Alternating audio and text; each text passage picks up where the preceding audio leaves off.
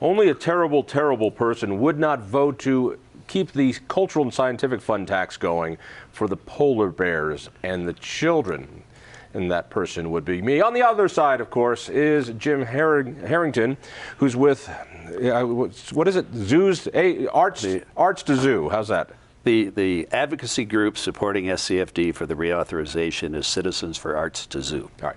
And this district is a tenth of a penny on every dollar we spend. Is that right? And, or another way of putting it, it's a penny on $10. Yes. See, you've got a calculator. And the money goes for culture. Most people think of this tax as going to the zoo. I remember, I think it was 1995-ish, or 96, when it was up for renewal. 94. I was on the RTD board, and our RTD, against my wishes, was going for debrucing. And the whole campaign for winning that debrucing was to see if your tax would pass, because if people said yes to that, they would go to the next line and say yes to the RTD tax. You guys had Klondike and snow. I don't know how you did that, and that won. People overwhelmingly like the zoo, and then after that you've got the museum, and then after that you got the Botanic Gardens and the symphony and other things. Yes. This is a slam dunk. There's no way you're going to lose this election. Well, I think that it's very important that people not take anything like this for granted. And there's a lot of people that are working very, very hard. We've got 15,000 yard signs that are out around the 7-county Denver metropolitan area, all over the area, and they're beautiful looking signs, and they are designed to remind people that it's important to vote for 4B. You got lots of money. You'll win. Don't worry. But let me throw a couple arguments at you, okay. Which is, this is a regressive tax. It's a sales tax. And so it's going to hurt proportionally working families more. Mm-hmm. And the money that goes here goes really to help people who enjoy the finer things in life. So tell me why a working family should pay this tax so somebody can go smell the flowers at the Botanic Garden or see a symphony and get those things subsidized. And I know you guys have free days, and I find that to be a little patronizing, in that free days doesn't mean a working person can actually go and get to downtown Denver for a free day. Why should working people support a minority of people who go to the symphony? Can't those people in the symphony pay a couple bucks more?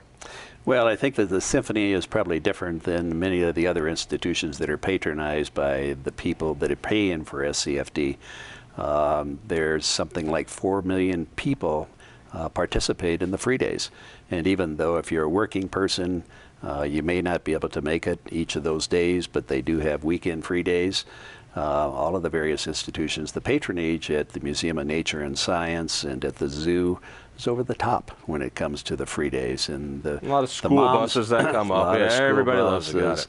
And the moms bringing their kids, and the kids, and just see the joy. So, people are going to go to the concert at the Botanic Gardens, and somebody who's working hard out in Thornton is contributing to that. Doesn't that just seem wrong? Well, but the people that are going to these concerts, many of these events, the people are paying quite a bit of money to attend those events. But not the full price. This is, so why not have it at the market price? I mean, I understand we love the zoo, and every city loves the zoo. But, it's not just the zoo. It's some other hoity-toity places that I think rich people can pay for. Yeah. John, I think that access is what SCFD is all about. And I think that by virtue of that small penny on $10 tax, that money does provide the opportunity for the programs to be made available to people that otherwise aren't going to ever experience that. I mean, the arts have been cut back in the schools, the culture in the schools significantly. Cry me a river. Really. It's awful. Yeah, maybe there'll be more time to teach them. Your daughter has seen this. Maybe more time to teach them how to read. That would be a terrible thing. These attractions almost are all in Denver. Now, I understand you get to throw some bones to the outskirts, but just like RTD, which is, people call it reason to drive, I call it road to Denver, because everything in the hub and spoke system leads to Denver. It's Botanic Gardens, it's a history museum, it's a DCPA, it's nature and science. I mean, everything are these downtown attractions so that everybody else in the metro area is paying for.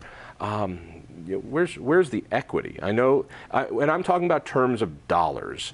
I know there are different tiers that go to different issues. Why all downtown? Yeah, well, I think it's important to look at those tiers. You mentioned it.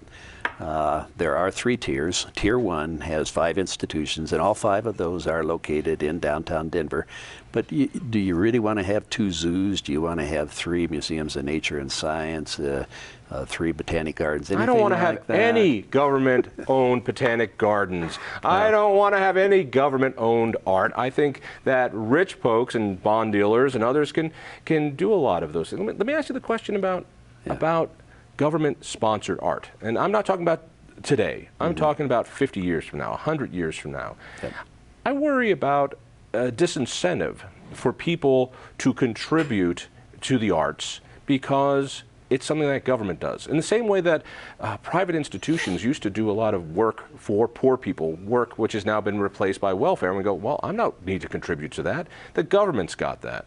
Isn't this a disincentive as well? I mean, I worry a little bit about government being the ones that pay artists, because I see where that has gone in other nations over time. Well, but I think that the thing you have to realize is that penny on $10 tax only constitutes, maybe 20%, 15%, 20% of the total revenue that is generated by these institutions. I'm speaking in a larger sense. I mean, Denver's got this ridiculous thing called 1% for the arts. So when you have a massive project like DIA, which goes massively over budget, and you're spending $5 billion, 1% of that turns out to be a lot of money. And so you've got committees deciding what art is, and government bureaucrats deciding what art is. Talk to me a little bit as a consumer. I mean, I don't know if Picasso really did his stuff because the government paid him. The Beatles did a lot of fine work, and the Queen didn't give them much. Yep. Well, I think that once again it comes back to the ability of people to enjoy this stuff, to enjoy it, be able to enjoy a piece of art, to enjoy the experience of going to the zoo. And without this program, without SCFD, there's many people that are able to enjoy it today that just would not be able to enjoy it. And so, granted, it is a subsidy, but it's something that's unique. And here's the point. It's hardly unique. Every city does this crap. Here's the point that I really want to make, John. Denver is unique in the sense that it is the only regional effort in support of the arts that exists in the United States. There's a couple of other large cities.